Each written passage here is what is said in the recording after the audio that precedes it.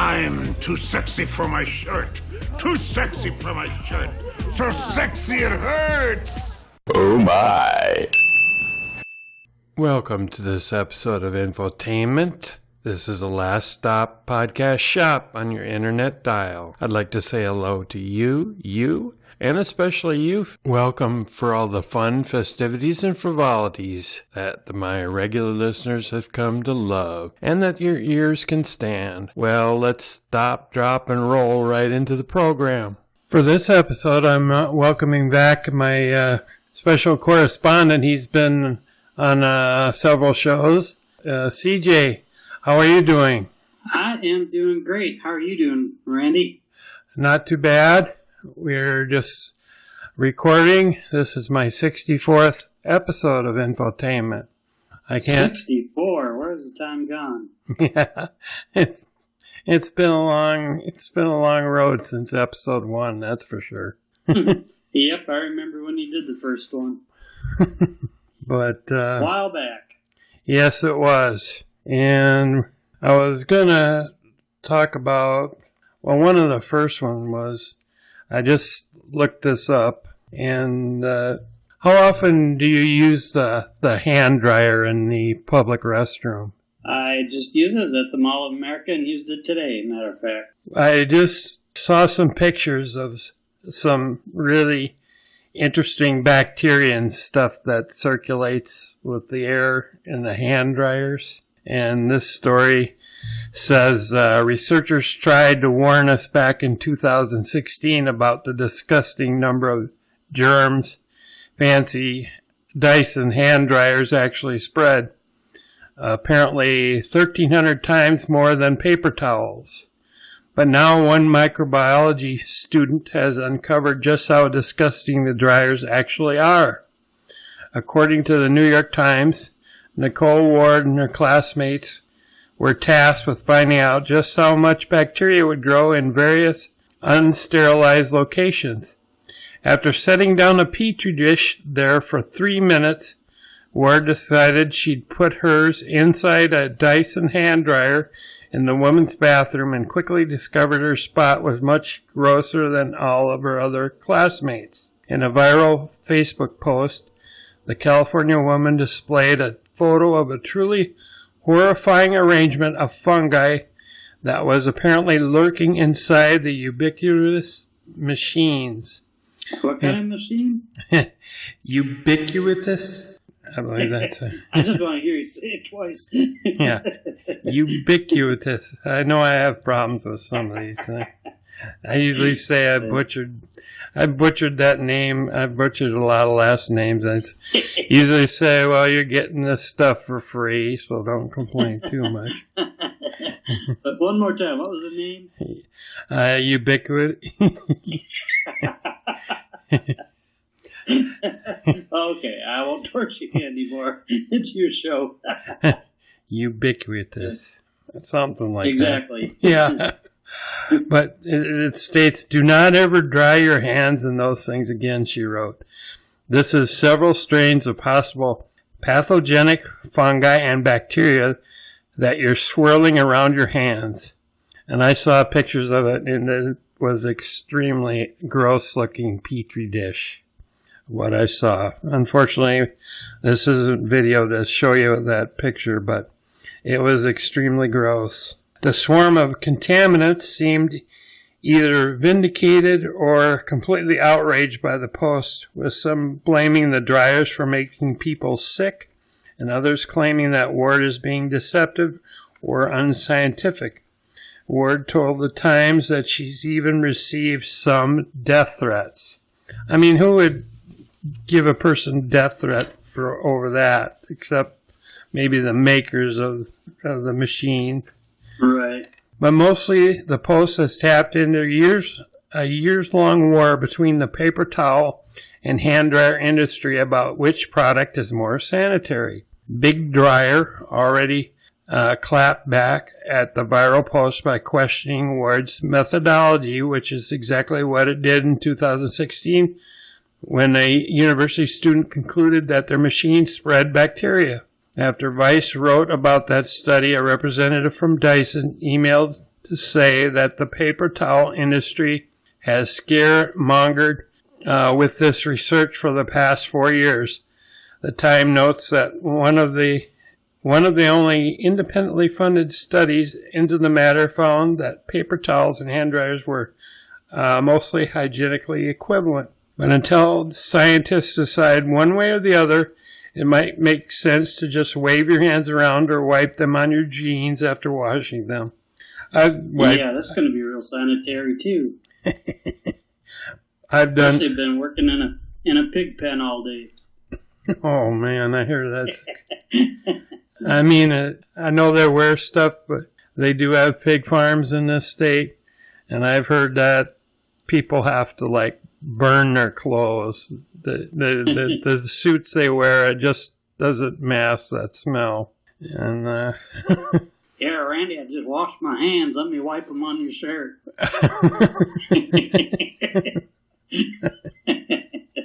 I don't know. Oh man, it makes me. But you should see that it's on Vice.com. There's pictures of the Petri dish, and it's just gross. But I don't know how they.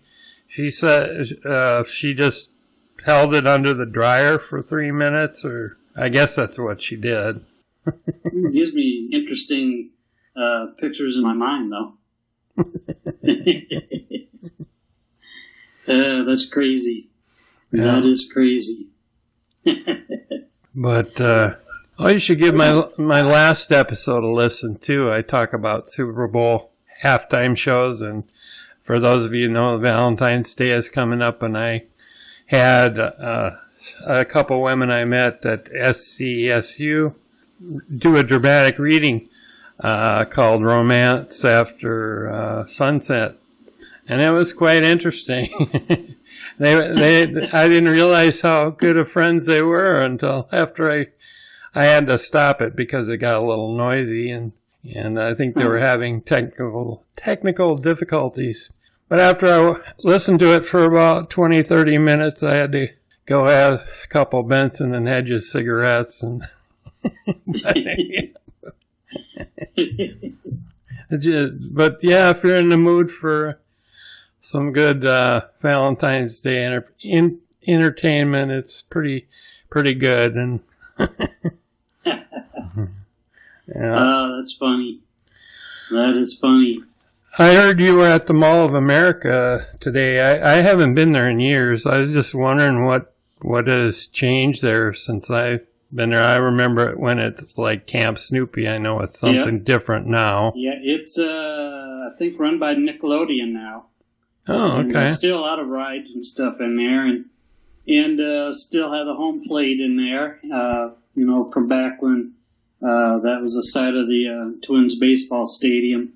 Years and years and years ago. And so they still have that, and still have the roller coaster and the real huge gargantuan Ferris wheel in there. And of course, a lot of the stores have changed in that.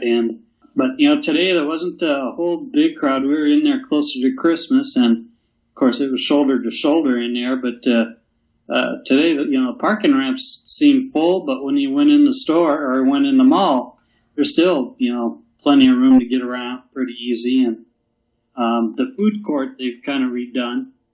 We didn't eat in there, but I walked by it, and they've redone some of it. And I don't know exactly what all they have in there now, but yeah, it's some new stores. There's one store I meant to go into that my sister told me about it, and it's called the Chad store, and it's got everything Chad related in there, and we didn't go in there. I'll have to do that the next time. Chad store? Yeah, actually, it's that's I think I don't know if that's the exact name of it, but that's what my sister called it. And so anyway, okay, pretty interesting, But yeah, it was definitely the place to see. And of course, I love rides and didn't go on any this time, but I love going in there and riding some of the rides inside, and just a real neat place to be. I like to hang out there. Yeah, it's a fun place. I didn't mind it. My sister doesn't like it for some reason. She says you wouldn't care to go back in there again, but I like it because you just park one time, you go in, and everything's there. Movie theater, and I saw a movie there and stuff. I've had some interesting experiences at going to movies up in Minneapolis. I used to live in Brooklyn Center, where they... Oh, yes, the tourist spot of the Twin Cities. Yeah, Brooklyn Center, Brooklyn Park. That's a couple of the northern suburbs there of the Minneapolis area. But right down the street, I could walk to this theater, which I did. The Regal Cinema, I think, it was like 16 screens and stadium seating. I was there when a black woman and a white woman were arguing back and forth and screaming and stuff about something, and kind of ruined the last 20 minutes of the movie for me. And didn't like the side entertainment, huh? No. And then another time I went to that theater, and a couple black dudes brought in aluminum foil, and they opened them up, and they were eating chicken while they were in the I know there's like a cinema grill there where you can have food while you're, more like pizza and hamburgers and stuff while you watch a movie, but this theater wasn't really geared for that.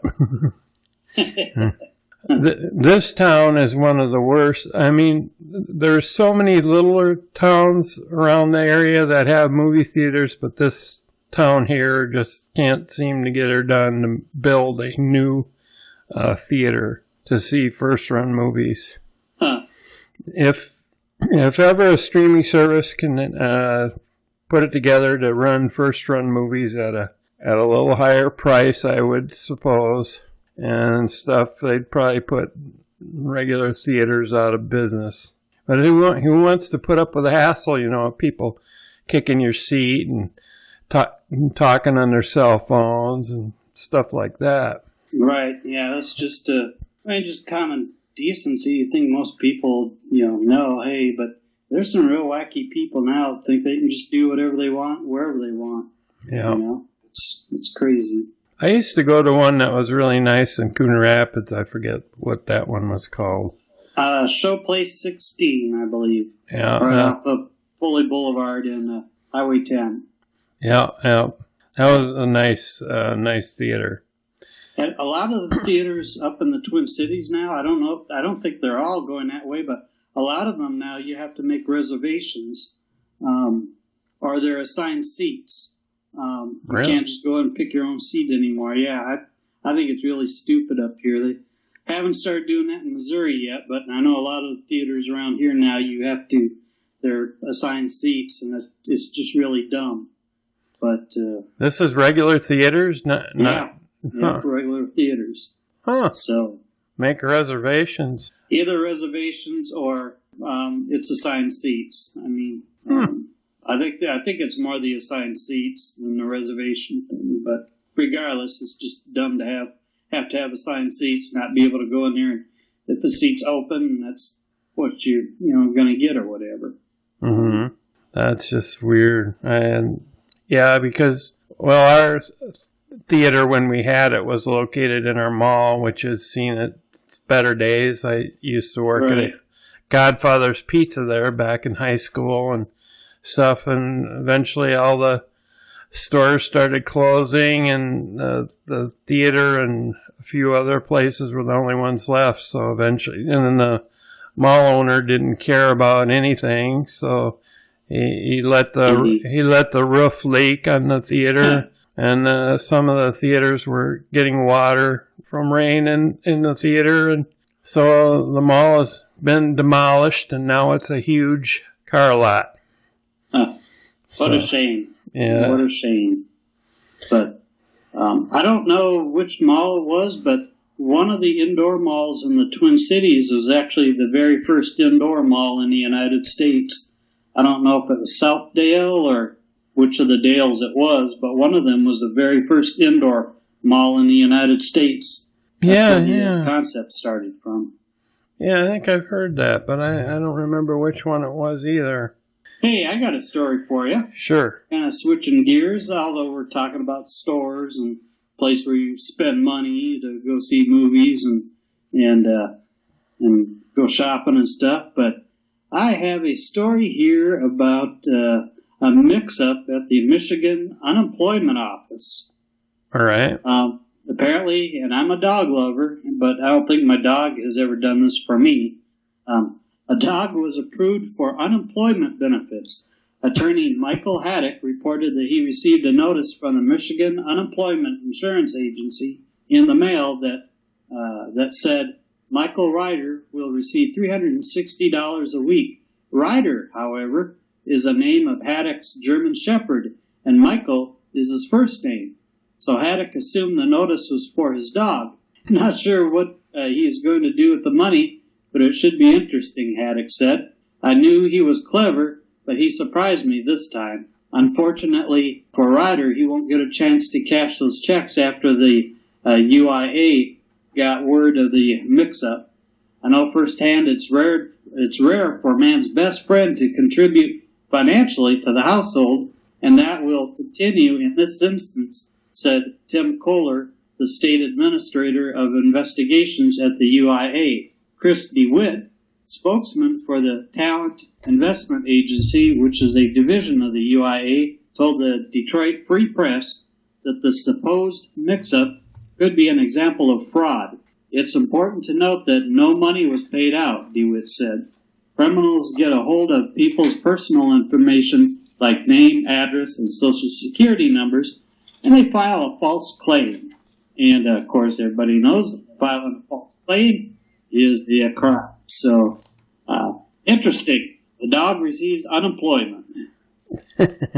I've heard of guys dressing up like their mother or something to claim their Social Security after their mother has been deceased for a long time, and amazing all the. And, some people go a step further with that, and instead of burying their loved one, they'll put them in a freezer and say, "Well, he's not buried, so technically he's still alive." And I'm like, that don't make sense. Boy, they've gone and investigated and find the body in the deep freezer in the garage or something. And well, I didn't bury her, so she's technically still here. Oh.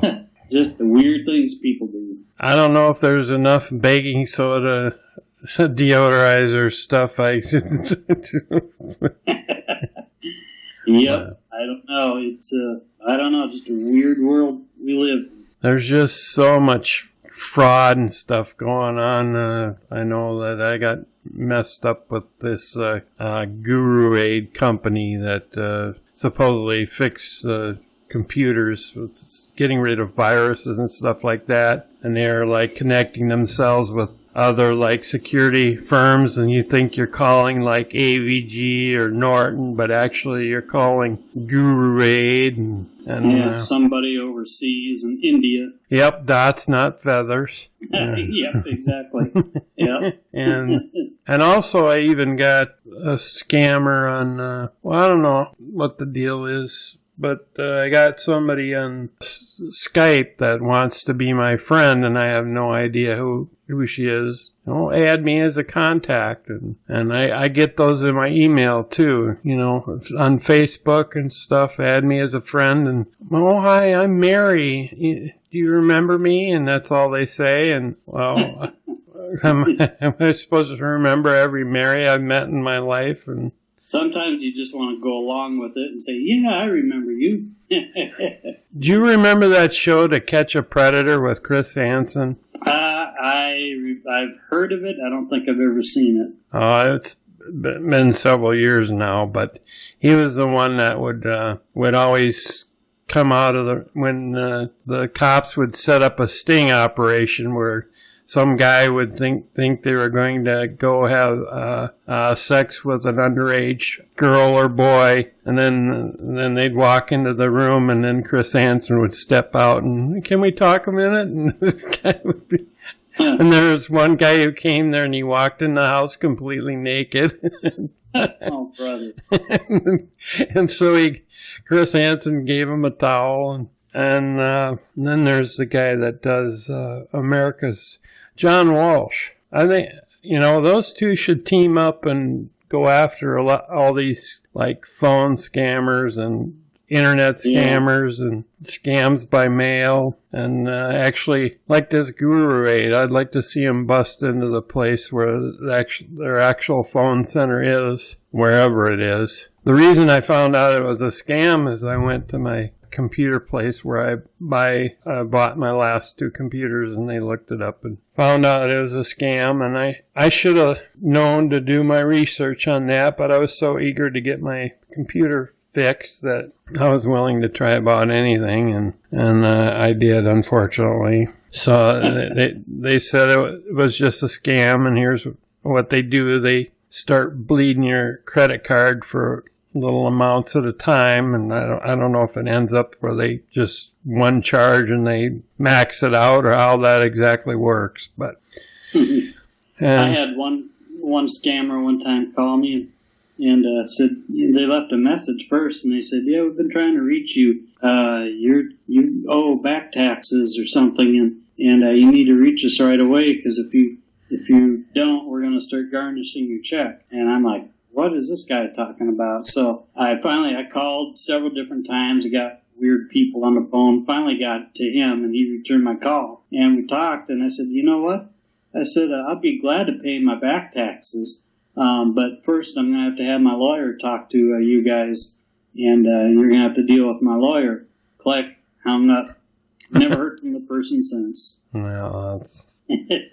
I've never owed back taxes, so I knew it was a scam right away, but as soon as I said I'll have my lawyer contact you, then that was it. Yeah, my mom, luckily I was there. She got a call from some guy from India saying she had won so much in a check, and they needed to talk with her, and I said, and it just smelled like this scam and I said, "Well, what company are you with?" and blah blah blah, and so I was right there by my computer, and I looked it up, and I said, "Well, you know what it says by your company?" And it says scam. And the guy tried calling back like 3-4 times before he gave up and stuff, so I told my mother just to hang up. She couldn't understand him anyway because of his accent. All right. So, but yeah, I think that'd be a great show if this Chris Hansen and John Walsh would team up and just go after scammers and stuff. So what other weird things have you found on your side of town? Well, let's see.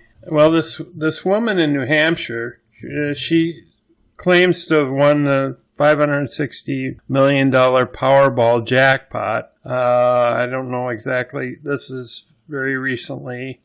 I know one younger kid won one, and he said he was retiring. I think he was from like Florida or somewhere. I'm not sure on that, but she is fighting to remain anonymous and is losing about $14,000 a day in interest, her attorneys say. Stephen Gordon is trying to fast-track a court hearing in the case, telling the New Hampshire union leader that time is of the essence in this matter. The winning ticket, purchased in January at Reed's Ferry Market in Merrimack, New Hampshire, translates to a lump sum cash prize of $352 million before taxes and $268 million after taxes. The woman, who has not yet submitted her winning ticket to the New Hampshire Lottery Commission, is referred to as Jane Doe in the court documents. Pushing the resolution of this case in March will subject Miss Doe to serious and irreparable financial harm. Well, there's a nice edit for me. Gordon told the union leader, pushing the resolution of this case into March will subject Miss Doe to serious financial harm. Privacy is the main concern for the woman, a longtime resident of New Hampshire and an engaged community member who does not want to be known or targeted as the winner of $500 million, the union leader reported, citing court documents. Gordon is hoping to expedite the hearing from February 21st to February 13th, and the judge is reviewing the request the paper reported. The purported winner plans to contribute a portion of her prize to a charitable foundation, the report says. I don't know. Her mistake was she signed the back of the ticket. I guess if you don't sign, I think you can remain anonymous. But I don't know. I just think that should be a policy. If you want to remain anonymous, you should be able to, because there's a lot of people that would crawl out of the woodwork when they find out that you won a big sum. Oh, yeah. Yep. It's people you haven't heard from in years all of a sudden become your best friends, at least in their thinking, you know. So if you won $500,000 in the Powerball or Mega Ball or whatever the heck it's called, what would be the first thing you would do with that kind of money? Oh, the very first thing I'd do, I would, of course, I believe giving into your place of worship, so I'd give 10% off of that to my place of worship, and then I would probably pay off all my bills. That would be my first thing. Just get completely debt free, and then probably, I don't know, probably start looking at ways of investing at least part of it, and not spending it all, just investing it. I don't know. I guess that would be a start. I'd probably do all those things first too, majority of them. But I had a relative once ask me, and I thought this was a really weird question at the time, and I didn't know how to respond at the time. And she goes, "Why don't you like to spend money?" And I'm going, "Where the hell did that come from?" And I should have said, "Well, if I won the lottery for like $500,000, I'd be spending like a madman for, after I invested some. And, I'd get a super nice house and a few vehicles, maybe a Harley or two. And, one of those places like the other half live, like these celebrities that have infinity pools and home theaters, and some with even like a 2-lane bowling alley in their mansions and stuff." So I'd be spending a bit of that, and then I'd buy a nice boat that they could live on for a number of months comfortably. Yeah. I did read a story. I don't have it printed out, but some couple invested their life savings into like a boat and they were going to take this, I don't know, they were going to go on a very long boat trip, and like the second day they hit something and it sank, and that was not too good of a thing to happen when you put all your money into that and then it sinks. Right. I think something else I would do, I'd do something like what I read in the story here, and I have to wrap my portion of this up, Randy, here, but I would probably do what I had with what I had won. Might get a few tattoos like this 69-year-old Florida woman had. I don't have any right now. Do you have any? No, I do not. Oh, the 69-year-old Florida woman, with nearly her entire body covered in tattoos, was recognized as one of the world's most tattooed people. Charlotte Gutenberg earned the Guinness World Book Records for most tattooed woman ever and most tattooed woman living, with 98.75% of her body covered with various works of art. "I knew immediately I wanted to get a full suit," said Gutenberg. Gutenberg first entered the record books in 2015 as the most tattooed female senior citizen when 91.5% of her body was covered in tattoos. Now she's 98.75. Now she said her bodysuit has reached full saturation, as only her face and a small portion of her hands remain unmarked. Gutenberg got her first tattoo when she was 50 and met her partner, Chuck Hemlick, the most tattooed male senior citizen, during the session. The couple also each hold an additional record, as Gutenberg has the most feathers tattooed on the body with 216, and Hemlick has the most skulls tattooed on the body at 376. No deadhead there, I'm sure. Oh. Or should I say a real deadhead? But can you imagine that? Boy, I just, yeah. No, I don't have any, don't intend on getting any, but seriously, if I did, it'd only be one, maybe two, and people just go all out and feel they have to cover themselves.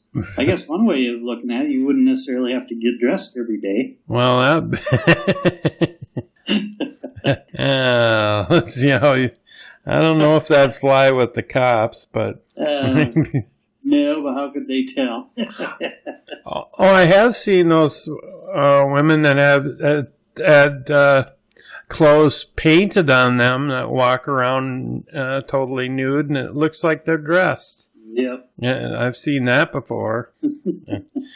And I've also seen older people with tattoos, and they've gotten them a long time ago, like guys in the military service that have had their tattoos a very long time, and they just look like a bruise now. I don't know. Well, as Williams and Ree once said, it's just nothing but moving pictures.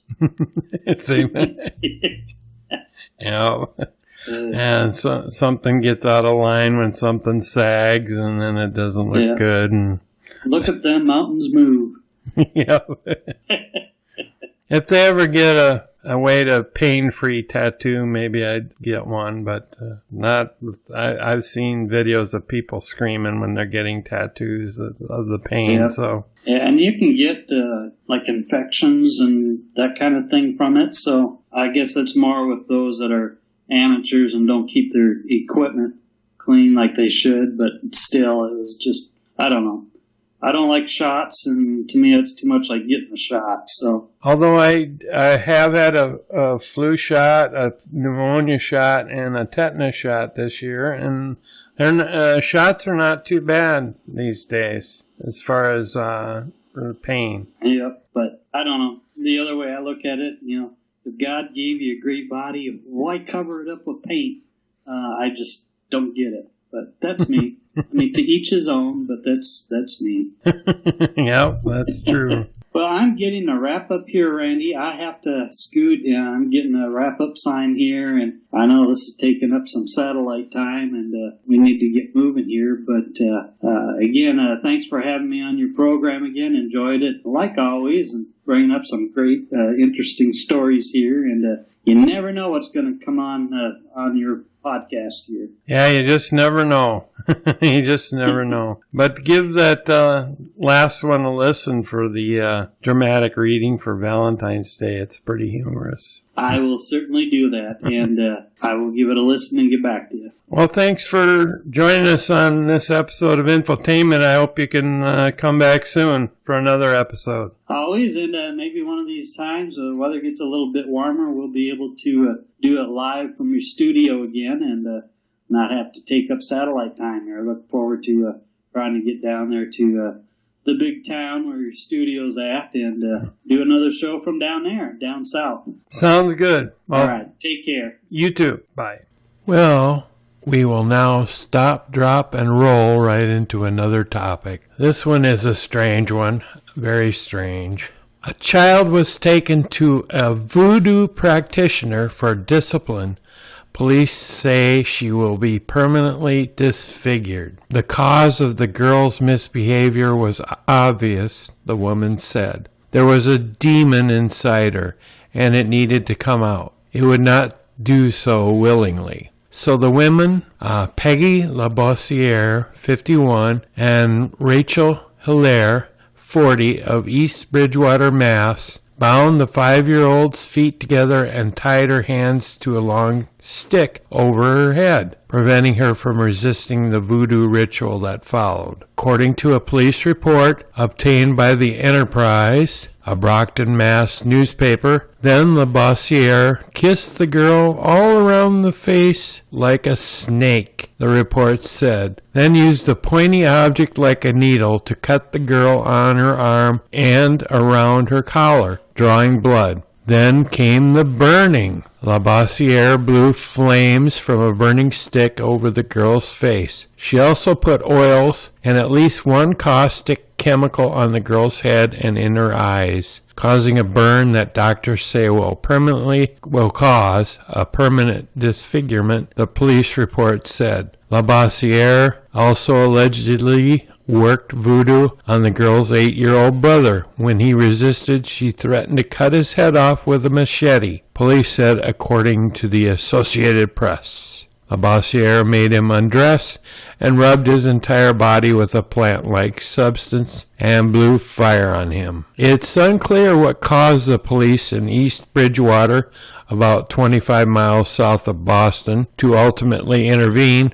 But when they arrived, both children smelled of smoke, the AP said. They were taken to the hospital. Labossiere and Hilaire are both charged with assault after being arrested in mid-January. Hilaire is accused of aiding in the ritual by holding the children down. The children's mother, a hairdresser who has Labossiere as a client, was not charged, although she was taken to a mental hospital for evaluation. The children were taken into custody by child welfare authorities, police told the AP. All the people involved are of Haitian descent, including the children's mother. The public defender for Labossiere and Hilaire could not be immediately reached for comment. Now, if ever you had an example of bad parenting, this might be it. This would be it. To put your kids through that, I don't care if you're Haitian, Jamaican, or whatever, putting chemicals in eyes and around their head and blowing fire on them is just, it just goes to show you we're getting dumber as a nation, unfortunately. I didn't know, well, when first reading the story, I didn't know the mother was Haitian too. So it looks like she was hauled off to a mental institution. So maybe she was complicit with the kids being with these two maniacs. But hopefully those kids can adjust to somewhat of a normal life eventually and move as far away from these people as possible. I don't know if they have any relatives that are sort of level-headed that they can go to, and that their mother would not try to get them back. I mean, if they're Catholic priests and that would do a exorcism, might be a safer method of going about that. Being of Haitian descent, maybe voodoo is their first choice to do something like that.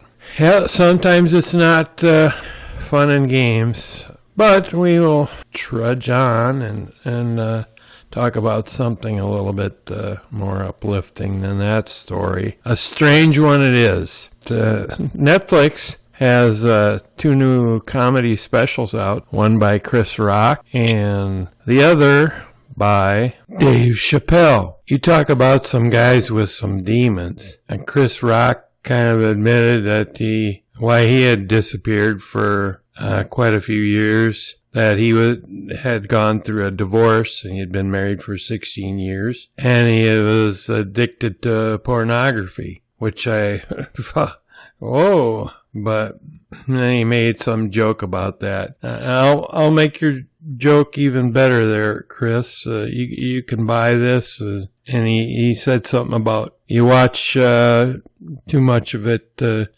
you get desensitized. If you're not watching midgets jumping out of a car, having an orgy with a donkey there and a 400-pound woman, and you have to have that to have your dick move an inch. and you know you're addicted to porn.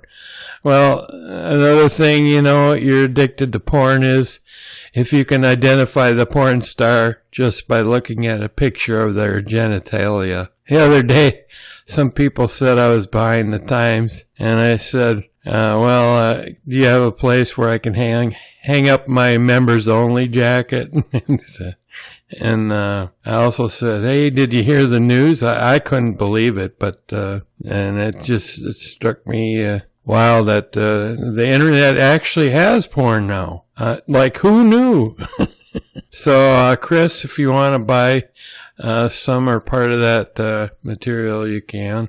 Since you're paying off 3 lawyers and a divorce settlement, maybe you could use some new different things, but different jokes. You know, they both did great. And then Dave Chappelle, he kind of went into why he kind of disappeared after his show, and he relayed a story from a book called Pimp. And I don't know what we were supposed to infer by that as to why he went to South Africa.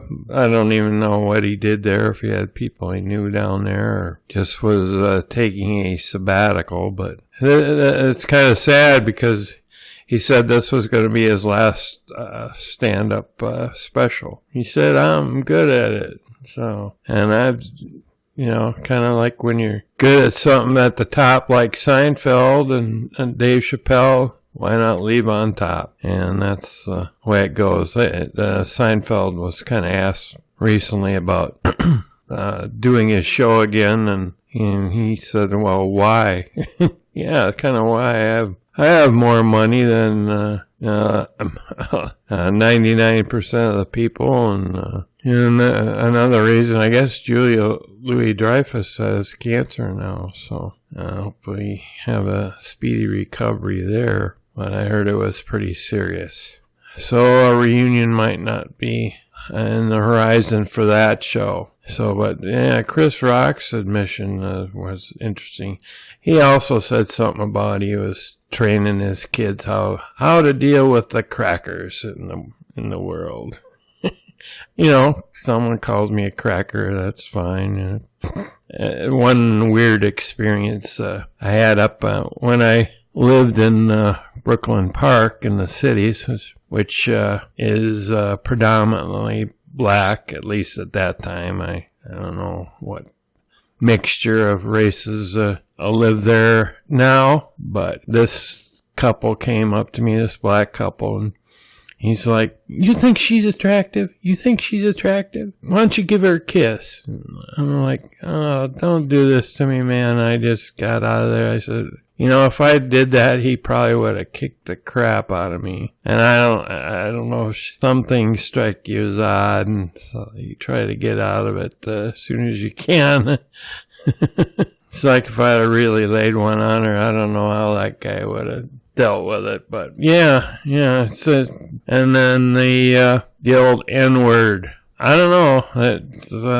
White people aren't supposed to say that, but black comedians, they get a free ride on using that word. Relay a story. I don't really like the word, but I will relay a story. My mother passed away at the age of 92, and and my oldest half-brother remember a time where that word was more commonly used, perhaps a lot more commonly. And me and my mother were driving the car going over to my brother's house, I believe, and there was a blues song on the radio, and it was obvious that a black person was singing that, and she goes, remember, this is not me singing this. And my mother didn't use this word often or nothing, but this was the one time she did. She goes, well, that's an old nigger tune. And I'm just like, Mom, what are you saying?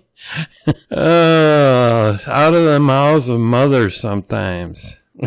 They say that about children, but, I don't give a shit if somebody calls me a cracker or whatever, whitey, honky, probably in like East St. Louis. Yeah, Chris Rock's always about teaching his children how to deal with the white man. You got to be hard, you got to be sharp, and you gotta be, well, Chris, if you look around, it may not be the white man they have to deal with much longer. way things are going. Why don't you move to like East St. Louis and see how your kids deal with that, or come here to Worthington. We got about everybody here, being a Minnesota sanctuary city, so you might want to include that with having your kids deal with people. How do you deal with the Mexicans, the Asians, whatever. Oh, another thing I was going to talk about was I enjoy doing this podcast, but sometimes I don't get an immediate reaction like I did when I did stand-up comedy for a few open stages that I did. And I did not remember the headliner's name, and now I do. This was a number of years ago for my 3 minutes of the funniest person in the Twin Cities contest. The first prize was $1,000. I got a compliment from Alex Cole, and I was in awe, because he was funny and a paid comedian, and should have gotten his own sitcom, but that's my own opinion. And his brother, the common man, Dan Cole, I know these people will not most likely hear this at all, probably will not, is of note in the Twin Cities, being one of the better sports talk show hosts up there. K-Fan, getting her done for the Twin Cities area. Yeah, Alex Cole, he seemed like a real nice guy. He complimented my material, and that meant more to me than I winning. I won by 1 point. I wasn't loud enough, I guess. And that was the one place where a woman gave me the evil stare of death. That was one of 2 times that I've gotten a look that was worse than like me, I'm pissed at you because you didn't mow the lawn. They wanted to, if they could have killed me with their eyes, they would have. The other time was, I was at a convenience store, and I bought something with some bills, and they were a little crumpled in my billfold, so I handed them to her. I guess I didn't straighten them out to her satisfaction. So she, typical man, and she was telling that to somebody else in the store, and I go, well, I leave the toilet seat up too. Boy, did she stare me down. I quickly exited the store. But thanks to Alex Cole, and I'm kind of getting the itch to try. I wish I would have stuck with the open stages, and maybe I could have been someone who's gotten paid by now. Being from living in southwest Minnesota, their comedy clubs are hard to find around here. Actually, I think they're about 0. I think the closest, some people like Louis Anderson, who seems like a real nice guy, he has gone to, some of them gone to Mankato or something like that. But that's what I wanted to say about that. And but both Chris Rock and Dave Chappelle, I wish they'd actually double bill them two. That would sell out like crazy. I mean, they could get a third guy and go out there like Jeff Foxworthy and Larry the Cable Guy and Bill Engvall and do a tour. So, and maybe throw in a white guy. Call it 3 niggers and a white guy.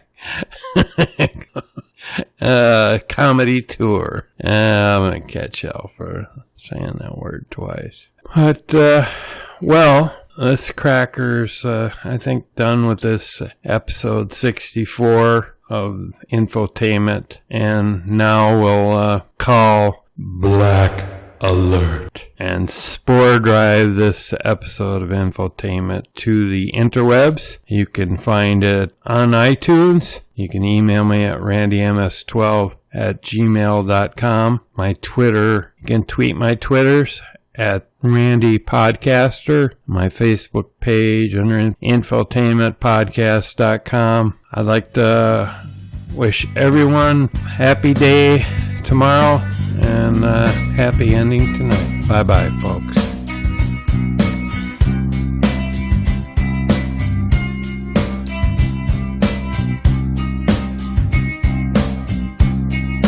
When you were here before, couldn't look you in the eye. You're just like an angel. Skin makes me cry. You float like a feather in a beautiful world. I wish I was special. You're so fucking special. But I'm a creep. I'm a weirdo. What the hell am I doing?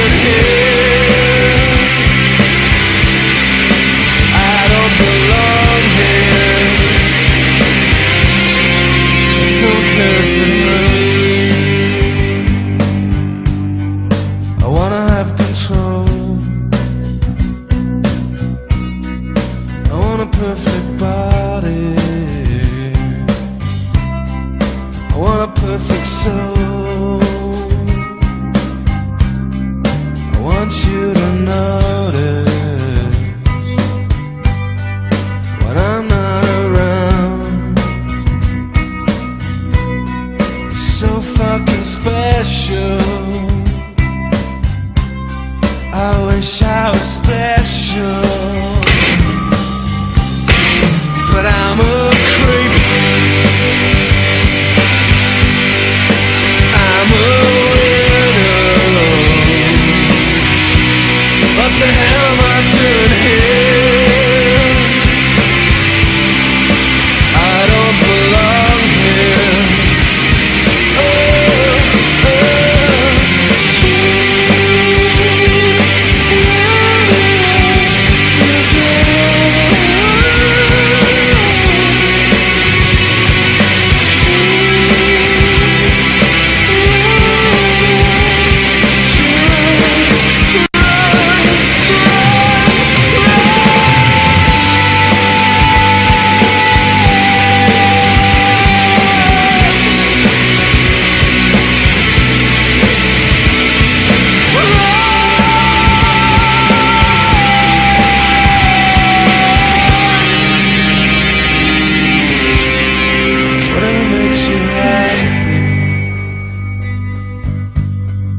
Whatever you want, you're so fucking special. I wish I was special, but I'm a creep. I'm a widow. What the hell am I doing here? I don't belong here. I don't belong here.